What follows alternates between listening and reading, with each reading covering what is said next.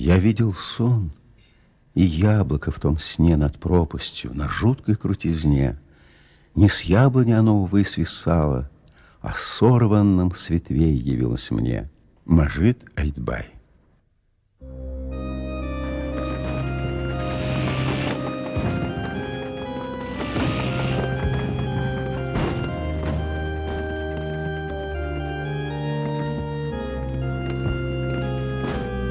В истории уходящего века самым смертоносным событием бесспорно стала Вторая мировая война.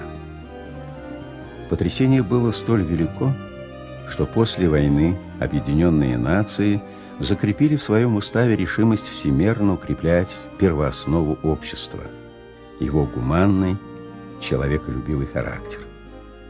Однако в судьбе советских военнопленных конец войны положил начало новому, не менее трагическому периоду. Наш рассказ об участи тех, кто, став заложниками Сталина и Гитлера, оказались между свастикой и красной звездой.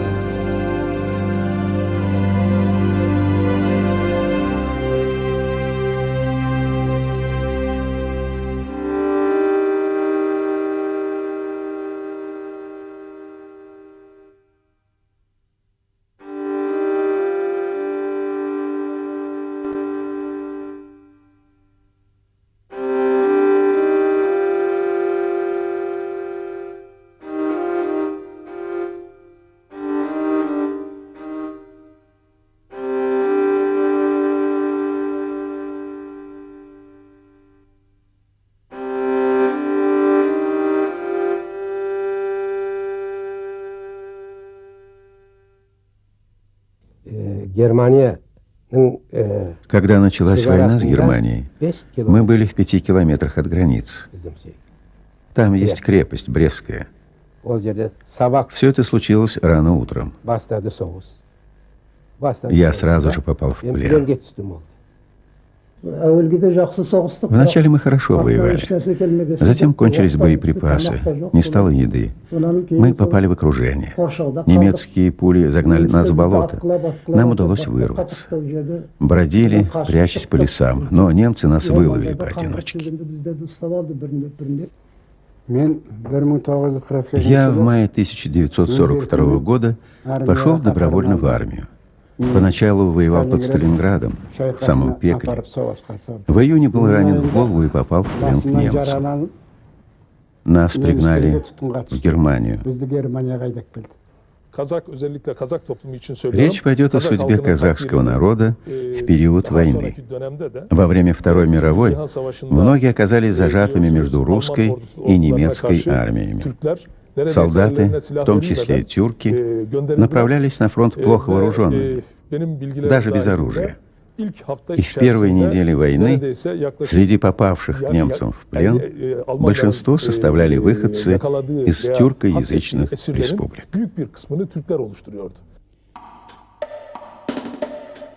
В первые месяцы войны число советских солдат и офицеров, попавших в плен, было огромным. В своей сводке за июнь-октябрь 1941-го министр по восточным делам Альфред Розенберг называет цифру 3,6 миллиона человек, а количество ежедневно умиравших в лагерях достигало 2500. В этот период Министерство по восточным делам создает национальные комиссии по работе с военнопленными.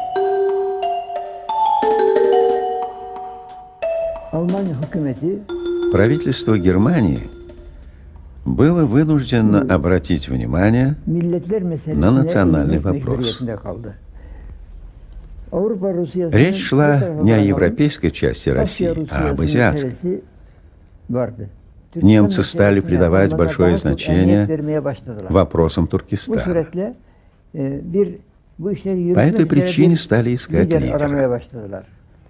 Думая о том, кто может им быть, они не стали брать в расчет тех, кто жил в Турции. Я уже упоминал Мехмета Эмина Расулзаде, Аяза Исхаки, Османа Ходжауглу, Мехмета Эмин Бугра. Они заинтересовались Мустафой Чокаем, а искать его не надо было. Он и так находился у них в руках. У Чокая было демократическое прошлое. Он жил в изгнании во Франции и всегда мечтал о демократическом Туркестане.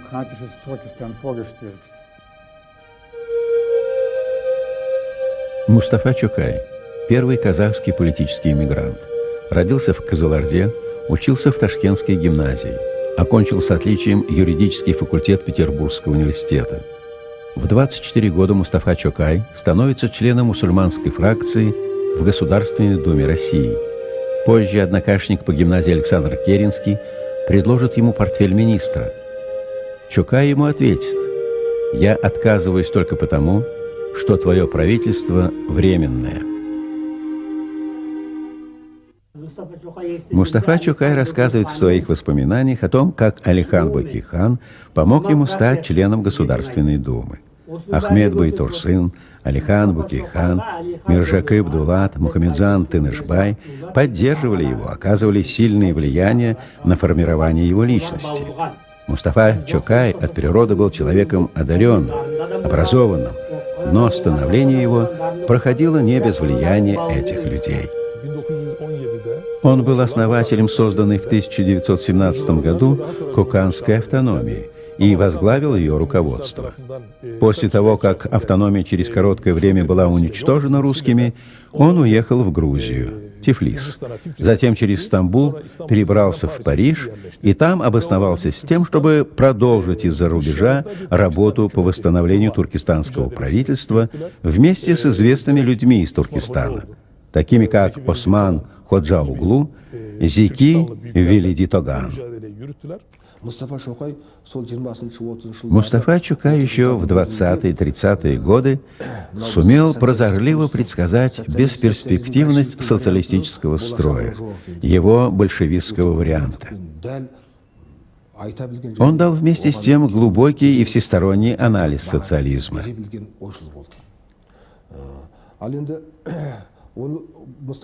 Ценность трудов Мустафы Чокая состоит в следующем. В тот период, когда его коллеги в Казахстане, Советском Туркестане придерживались мнения о революционном пути развития, восхваляя и превознося социализм и большевизм, когда писались многотомные труды, утверждавшие, что социализм и есть наше будущее, мировая общественность узнавала об истинной сути преобразований, происходивших в Казахстане, Советском Туркестане, только благодаря смелым, убедительным доводам Мустафы Чокая и его единомышленников, проживавших в Париже.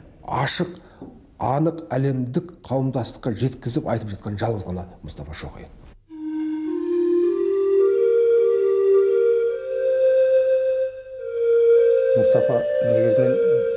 Мустафа Чокай был изгнанником. Это было в году 18-м, пожалуй. Он приехал в последний раз в родной аул.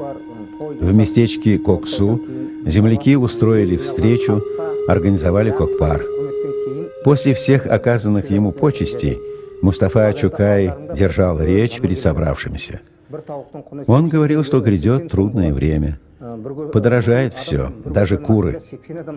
Люди будут укрываться все одним одеялом. Будет уравниловка. Сложно будет. Мы же покидаем вас. Прощайте, родные. И не было никого, кто бы не плакал, расставаясь с ним. Так говорили очевидцы.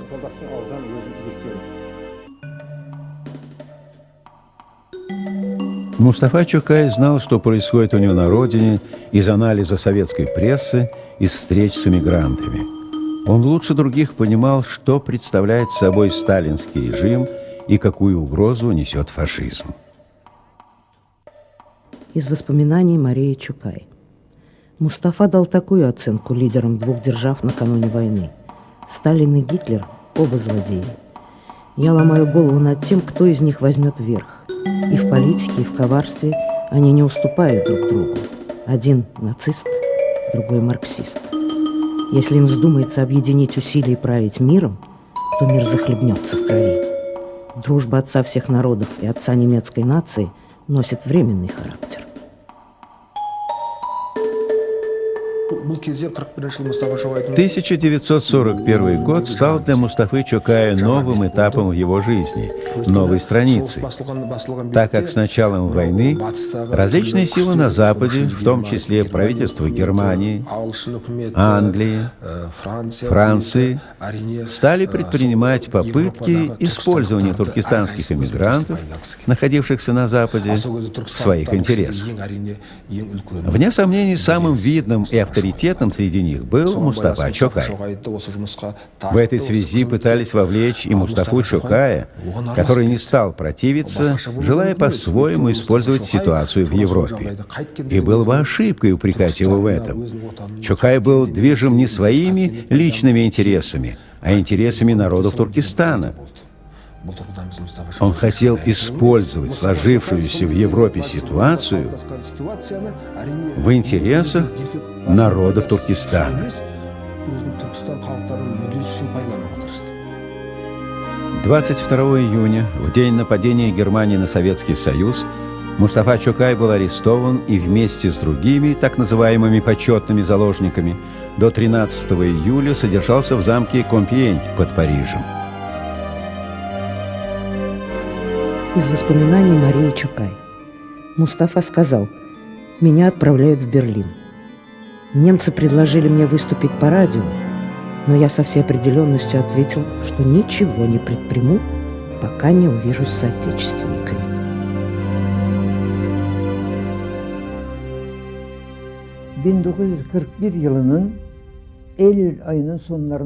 В конце сентября 1941 года его привезли из Парижа в Берлин.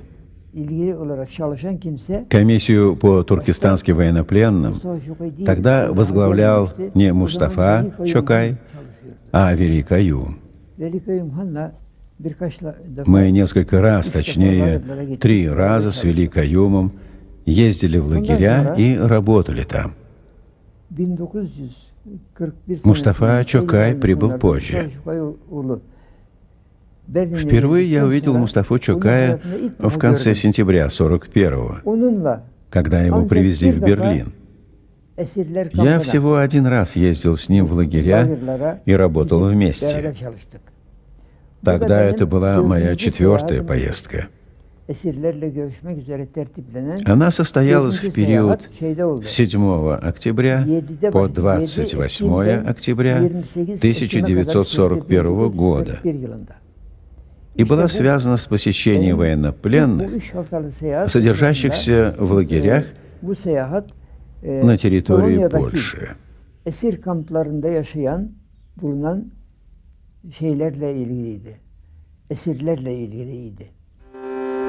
Из письма Кариса Канатбая, адресованного Марии Чокай.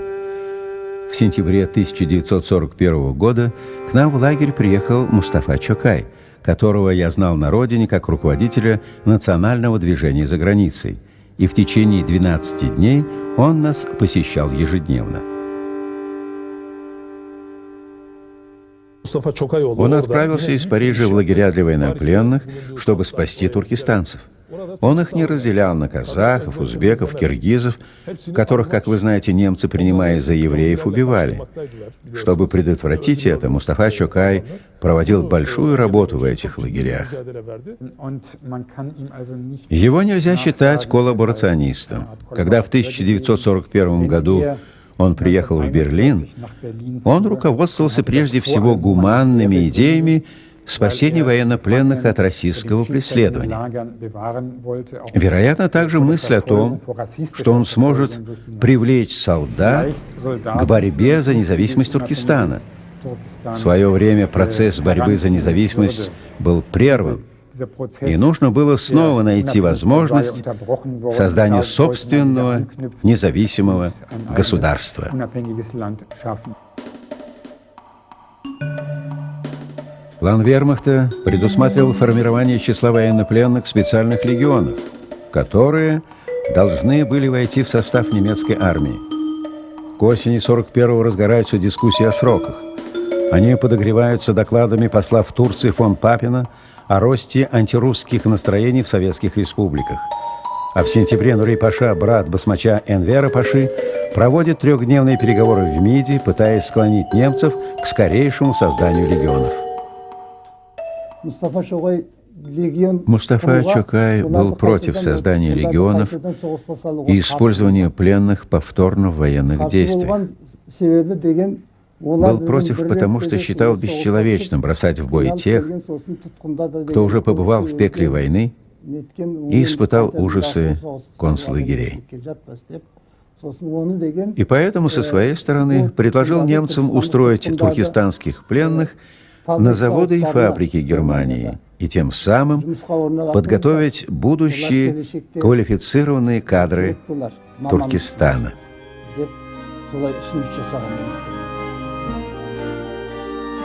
Из воспоминаний Марии Чокай. В ноябре Мустафа Саказий передал письмо. В нем он писал: «Мне очень больно от того, что ничем не могу помочь несчастным людям. Они молят о помощи и очень надеются на меня. Обратился через Ввели Каюма к немцам с просьбой об улучшении условий их содержания. Обхожу лагеря, проделывая ежедневно десятки километров. Силы на исходе. Мне очень тяжко морально и физически. Хочется умереть, не видеть всего этого. Словом «смерть» завершаю свое письмо». Из письма Кариса Канатбая, адресованного Марии Чокай. С наступлением зимы военнопленные стали умирать от голода и холода. Мы жили почти голые под открытым небом, и нас гоняли на работу, несмотря на то, что мы ходили кое-как на ногах. 9 ноября нас, туркестанцев, направили в город Люккенвальд, где за городом был Шталок 3А. В этом лагере нас поместили в такие бараки, где немцы не держали бы своих свиней.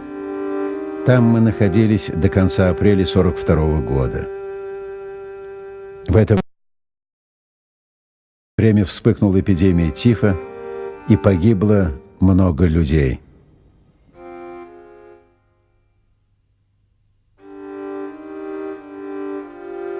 Захоронение военнопленных в Люкенвальде мы нашли с помощью жителя этих мест Вальтера Хайнса, бывшего солдата вермахта, а после ранения сторожа концлагеря, где содержались туркестанцы. Сотни военнопленных обязаны Мустафе Чокаю своей жизнью.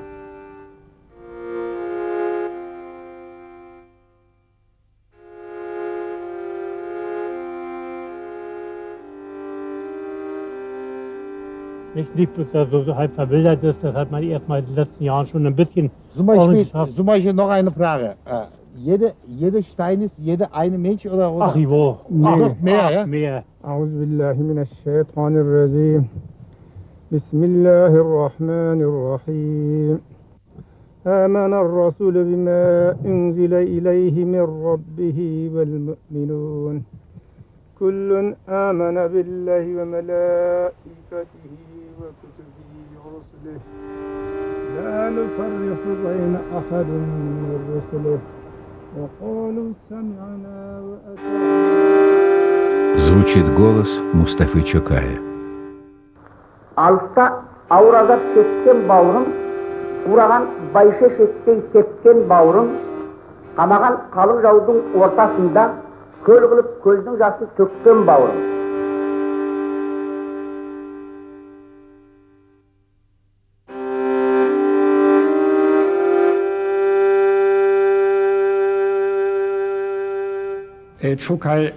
В дальнейшем Чокай уже не мог играть никакой роли, так как в декабре 1941 года он умер. Ходили слухи о его убийстве, об отравлении, но я считаю это невозможным. Чокай посещал лагеря, а среди пленных было много инфицированных больных. Он общался с ними, из-за чего, вероятно, заразился и сам. Во всяком случае, я не нашел доказательств того, что он был отравлен или убит. В пятой поездке вместо меня с Мустафой Чокаем был Абдурахман Шахи Алмаз из объединения Идель-Урал. Мустафа Чокай и Абдурахман Шахи Алмаз вместе посещали лагеря. Я больше с Мустафой Чокаем не встречался. По возвращении Абдурахман Шахи Алмаз сообщил печальную весть о том, что Мустафа Чокай заразился тифом. Это случилось не в Берлине, а во время посещения лагерей.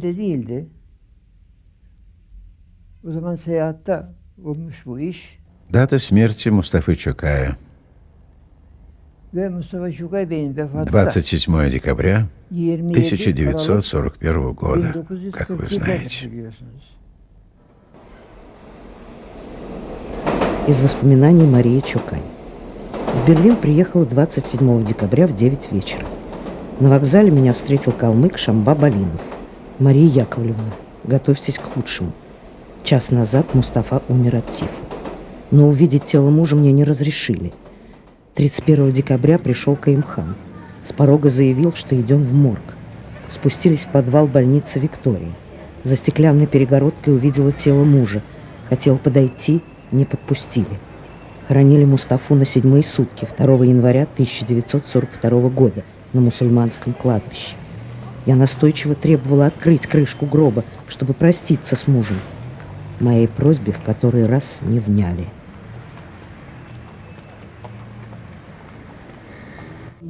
Обстоятельства смерти или же убийства Мустафы Чокая были известны Каюмхану, но он умер, так и не прояснив ничего.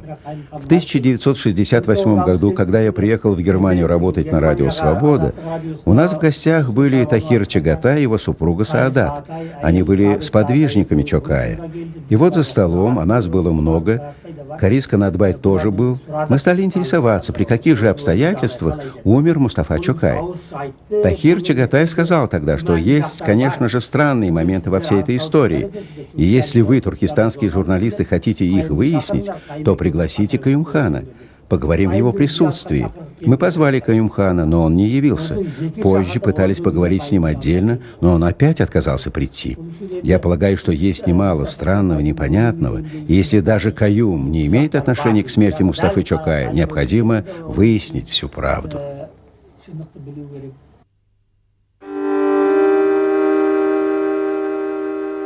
Это берлинская больница «Виктория», куда Мустафу Чокая привезли 22 декабря 1941 года и где он через 5 дней скончался.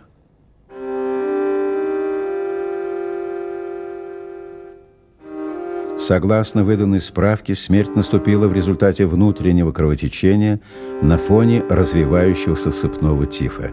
Сам факт смерти Мустафы Чокая был предан широкой огласке лишь весной 1942 года, когда началось формирование Туркестанского легиона.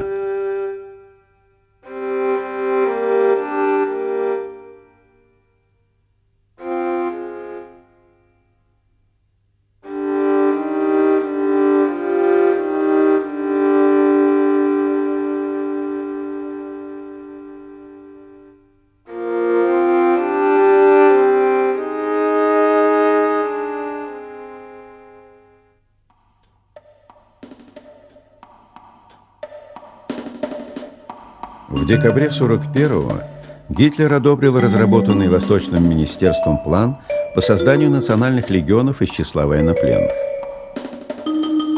Весной 1942-го вермахт начал активную работу по их формированию.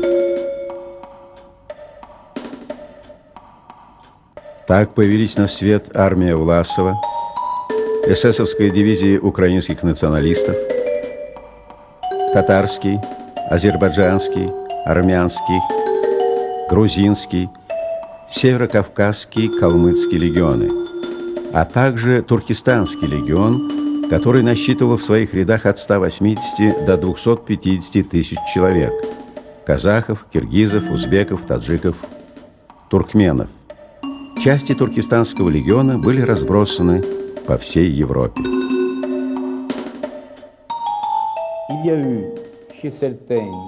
Кое у кого из немецкого руководства зародилась мысль сформировать из числа военнопленных солдат Красной Армии вооруженные отряды по этническому признаку. Создать отряды, враждебно настроенные к советскому строю. Таким образом, определенное число военнопленных из Туркестана было насильно вовлечено в немецкую армию. Положение пленных туркестанцев в Германии было крайне тяжелым. И в этом было прежде всего виновно советское правительство, потому что советское правительство перед войной отказалось подписать Женевскую конвенцию о защите прав военнопленных. Поэтому бывшие солдаты советской армии содержались в скотских условиях. Какие мотивы были у военнопленных, чтобы идти в легионы? На первом месте, я думаю, была элементарная человеческая потребность выбраться из лагеря. Этому способствовала сама обстановка в лагерях. Холод, голод, тиф, отсутствие медицинского ухода, истязания имели место расстрелы.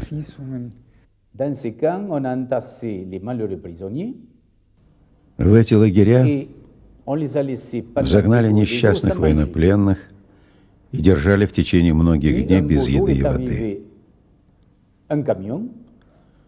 Однажды прибыл грузовик, груженный гнилой свеклой. Эта свекла была молниеносно съедена в сыром виде. Спустя неделю прибыл новый грузовик. И на исходе 2-3 месяцев к изголодавшимся людям пришли немецкие офицеры. Ну как, будете продолжать есть гнилую свеклу? Или хотите есть как люди?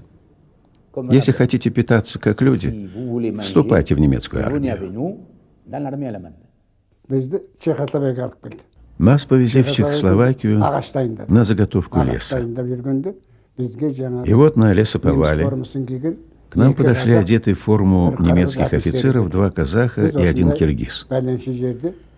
Вот в таком-то месте формируется дивизия, мусульманская дивизия. Приходите туда. И мы пошли. Оказалось, что те в немецкой форме хотели нас вызволить из плена. Вступающие в легион подписывали такую бумагу. Вермахт объединял их под лозунгом борьбы с большевизмом во имя избавления Туркестана от власти Советов.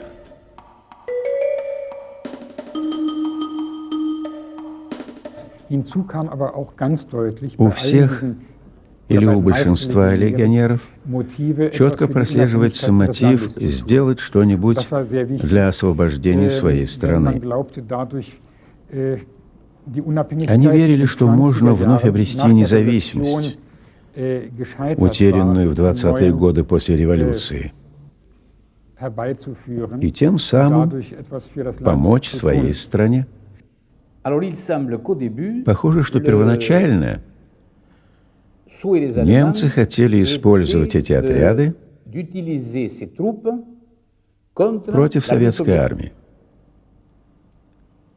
Но этот план не удался, так как внутри легиона сформировалась группа сопротивления, в основном из числа коммунистов, которая наладила целую систему связи с другой стороной фронта с тем, чтобы организовать переход туркестанцев на сторону советской армии. Из рядов советской армии в период с 41 по 45 годы в плен попало около 5 миллионов человек.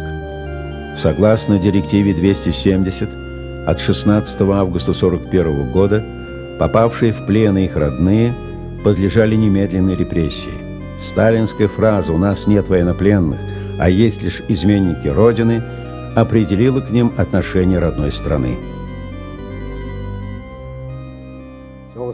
После войны я не вернулся в Казахстан, потому что боялся Сталина. Пришло много вестей от тех, кто вернулся домой. Их на 5, 6, 25 лет отправляли в Сибирь. Я демобилизовался из армии, вернулся домой. Через месяц меня арестовали. Что же преступного я мог совершить, если я был писарем и не держал оружие в руках? Нет, сказали, мы должны тебя арестовать. Арестовали и судили. 5 лет я болел, из них 3 года в постели. У меня оказалась тяжелая форма туберкулеза, легкие в дырах. Чудом остался жив, пришлось остаться в Германии.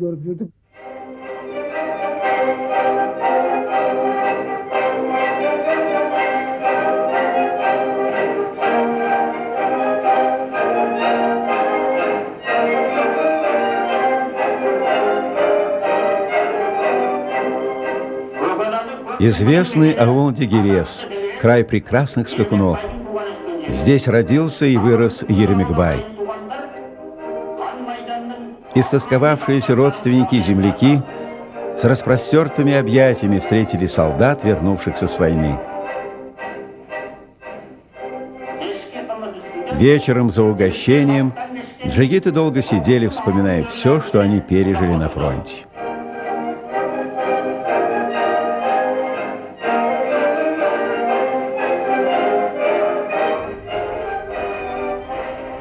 Кончилась война.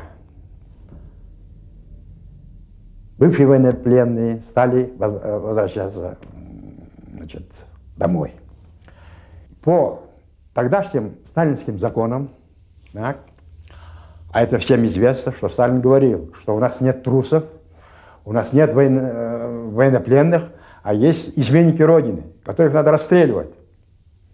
Не случайно многие генералы были расстреляны во время войны за то, что они попали в окружение, что их немцы окружили. Значит, по приказу Сталина и сталинским законам того времени вернувшиеся легионеры, значит, стали их арестовывать. Значит, предъявлялось обвинение по статьям 58.1б «Измена Родине» и 58.10 часть 58.10. Это антисоветская агитация. Ну, 58.10 измена Родине, это понятно. Второе, это, значит, примерно так. Вернулся домой, ну, казах угощение. Вот, вернулся родственник, там, семья, туда-сюда, что-то зарезали там, значит, и бешпармачит. Ну, как там, как ты жил там, как это сам немцы, там, что за государство, там, не знаю. Ну, так у них там зелень, у них там культура. Шоссейные дороги, там порядок, мусора не увидишь на улице. Агитация, значит, вот, значит, восхваление немецкого фашистского образа жизни. 58-10. За 10 минут судили 5-6 человек. Признался, 25 лет. Стандарт. И нас повезли в Новосибирск. Оттуда в Иркутск, Хабаровск. Затем, как я показывал на карте, добрались до бухты Ванная. Погрузили на пароход и в Магадан.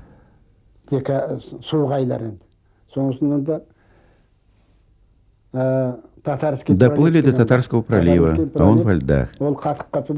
Тогда погнали через Сахалин.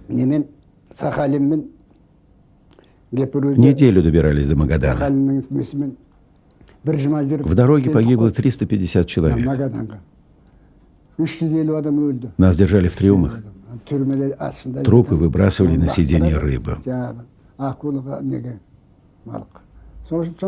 Прибыли, поделили на группы. Я оказался на золотодобыче. Прииск. И стал любимой родине добывать золото. В первый год из 3500 в живых осталось 1700 человек.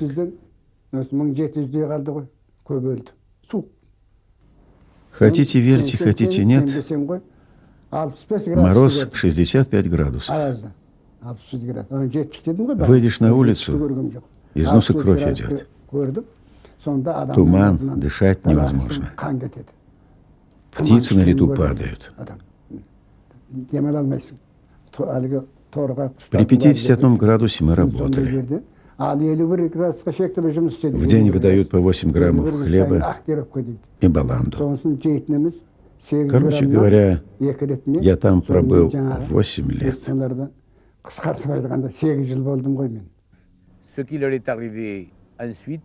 То, что сотворили с ними потом, можно было бы объяснить коммунистической идеологией тех лет, 45-50-х годов, что совершенно немыслимо сейчас, в наши дни. В большинстве своем это были простые люди. Они выживали. И если не считать полусотни из них, которые были преданы суду как военные преступники, все остальные вели себя так, как повел бы себя на их месте француз, русский, то есть любой, кто оказался бы в плену у вражеской армии, пытаясь остаться в живых и дотянуть до конца войны. Если называть легионеров и членов комитета националистами, то, по моему мнению, этому понятию надо дать соответствующее пояснение. Существует форма национализма, которая агрессивна и направлена против других народов, пропагандируя унижение национальных меньшинств и вообще других народов. Это очень уродливая форма национализма, которая нашла свое худшее выражение в нацистском режиме. Существует также другая форма национализма. В большинстве случаев в своей ранней форме она нацелена на завоевание самостоятельности для собственного народа. И эта форма национализма смыкается с демократическими идеями и лишена агрессивности. Поскольку немцы им особого доверия не оказывали, их не стали использовать в военных действиях против французских партизан. В основном их посылали на охрану объектов, к примеру, нефтезавода в Буссенсе. А во время боев с французскими партизанами их посылали контролировать дороги для обеспечения беспрепятственного прохождения немецких грузовиков. По существу, они не были солдатами действующей армии. Участники французского сопротивления рассказали, как 21 августа 1944 года в деревне Римон немцы взяли заложников и приказали туркестанцам вывести их за деревню и расстрелять. Легионеры выполнили этот приказ по-своему. Они дали залп холостыми патронами, дождались полуночи, чтобы якобы расстрелянные жители могли под покровом темноты разойтись. Этот случай еще раз достоверно подтверждает, что легионеры не хотели быть пособниками фашистов и брать грех на душу.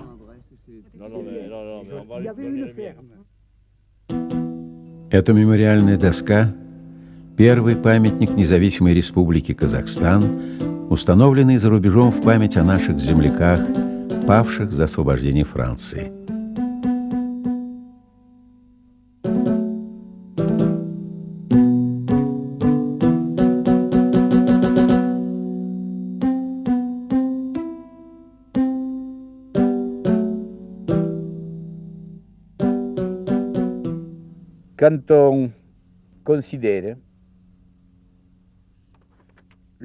Когда задумаешься о полной страстей судьбе тех,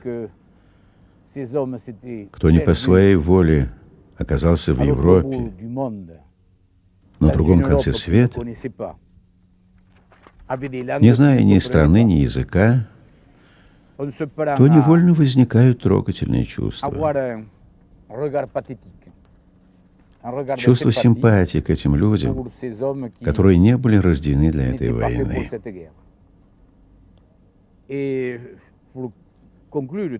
В заключение я бы сказал, сейчас, спустя полвека, на мой взгляд историка, они не были ни предателями, ни героями. Они были солдатами войны, которая была не их войной.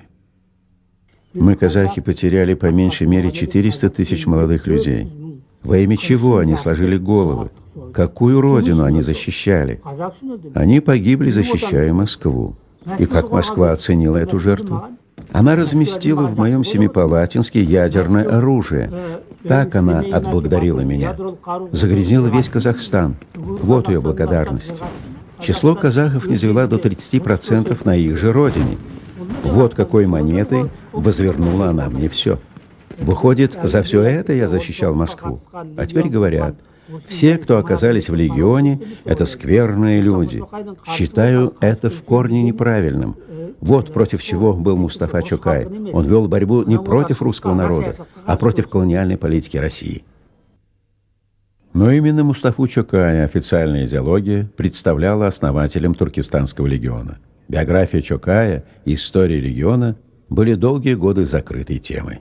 При Сталине дозировала всю информацию вообще о Туркестанском легионе вообще, о Туркестанском национальном комитете при Гитлере вообще, и роли Мустафы Чокая в особенности. Потому что связские наши республики, в основном мусульмане, это в Москве не было выгодно. Поэтому всю информацию дозировала. Что можно было, они вот Москва разрешала, там, скажем, Алмате, Ташкенту, Бишкеку и этим, да. Вот. Что не положено, они скрывали. Действительно, материалы о легионе в советской печати появлялись редко. А имя Мустафы Чокая упоминалось неизменно в негативном контексте. Все это не могло не сказаться на судьбе его родных и близких.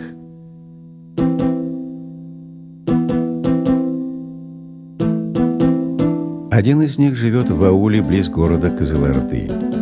Сейду Али Ага уже за 70. Он многое пережил и многое помнит. В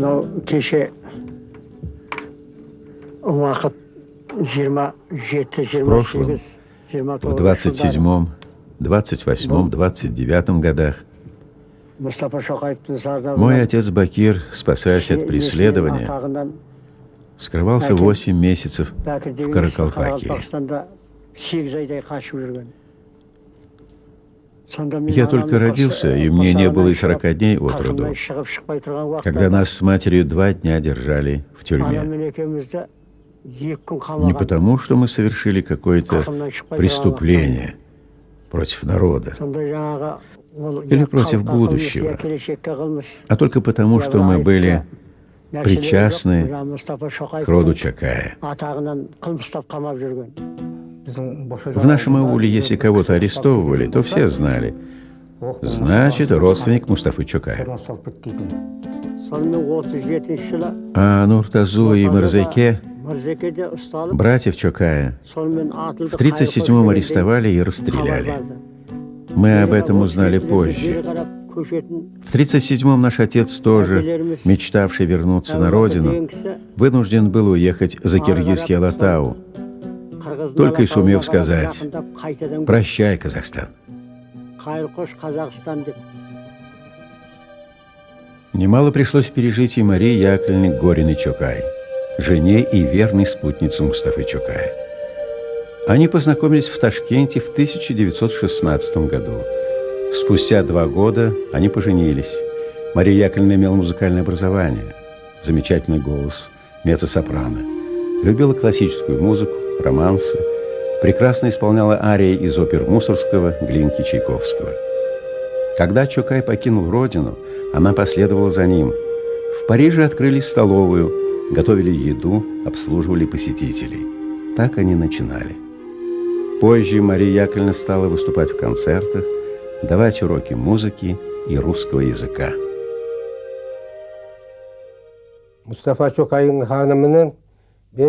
Я нашел адрес супруги Мустафы Чокая в одном туркестанском журнале. Написал ей письмо. Получил ответ. В память о Мустафе Чокае я хотела бы пригласить тебя жить у себя. Францияға келіп, Парижде В Париже можешь учиться, істерсең оқырсың, істерсең можешь работать в оркестре. қызмет ederсің. 2 жылдай ол Я жерде учился отырдым. в консерватории. 2 жыл соңра мен Прожил у нее около 2 лет. Түркияға кетпек істедім. Түрк консулствосына. Потом получил гражданство Мария Николаевна и dedi ki, переехал в "Жақсы Турцию. dedi, hiç olmazsa dedi, özünün Перед отъездом Мария Апай сказала: memleketine git. «Ты уезжаешь в родственную страну. Жақсы dedi, ben de dedi, sana Я dedi, хочу доверить dedi, тебе фотографии vereyim Мустафы dedi, Чокая». Bazı mektuplar, Mustafa'nın sügüretlerini dedi. Ondan sonra Просила albüm сохранить dedi. альбом, письма. Bu albümler dedi, Сказала: bir vakit dedi, если когда-нибудь в Kazakistan'da Казахстане dedi, вспомнят gerek о olsa Мустафе dedi, o Чокае, yerge yetiştirirsin sen то передай все это deyip его родине. özümüzün arabamızla Через oturup, много лет мы на своей машине поехали ее Ay işte o навестить. zaman o Nojanda oturmuyor. Тогда она уже не жила под Парижем, в Ножане. Она перебралась в Шель. Oruçlarga yardım ediyor. Там, в приюте Русской Православной Церкви, Cemiyet var. у нее была O небольшая yerde- O комната. da bir komnata vergen. O yerde oturuyor. Nojanda değil, Şel'de. Год или два спустя Sonra ama öldüğü пришла телеграмма о ее haber кончине. geldi.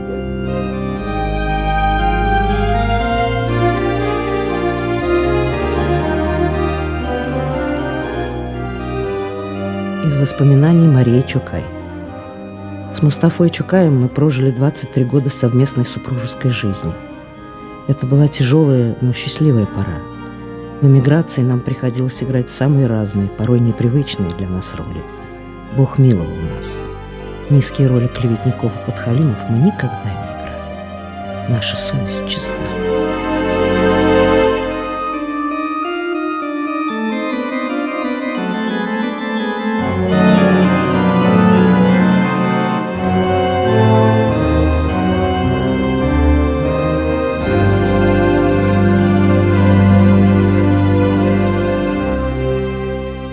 ендігі бір парыз Есть у нас долг перед памятью Марии Апай.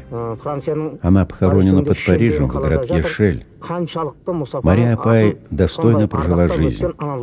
Сделала все, чтобы очистить от наветов и лжи имя Мустафы Чокая.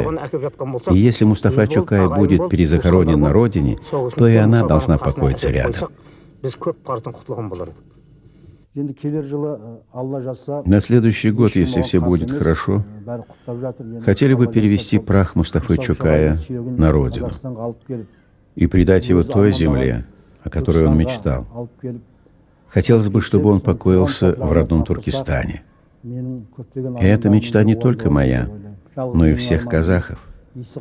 Тем более, что никто этому не противится. Он дорог нам всем.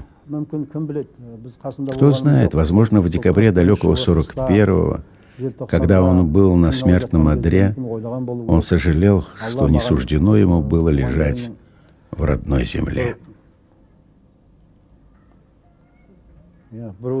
Мне кажется, что здесь его душа обрела бы полный покой. Многие из бывших военнопленных умерли, так и не сумев проститься с родными, с родиной.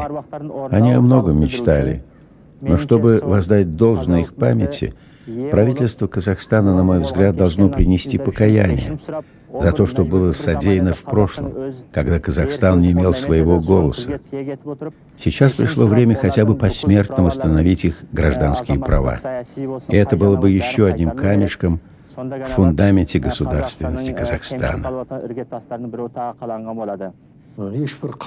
Биография народа не бывает гладкой, ровной. Она как погода, то ясная, солнечная, то вдруг набегают тучи. Мы должны быть правдивы, честны перед историей. История не терпит насилия над собой. Мы никому зла не делали. Если были преступники, то пусть их судят. А считать всех оставшихся здесь врагами — это, по-моему, неверно и несправедливо. Напротив, скитаясь на чужбине, мы только и жили мечтой о родине.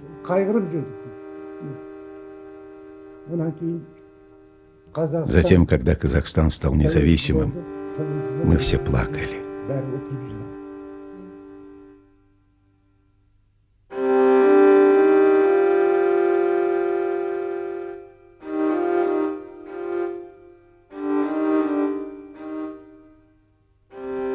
Когда земля цвела бы вся в цветах, купалось небо в солнечных лучах, когда отчизной был бы я обласкан, зачем мне грусти бесконечный прах?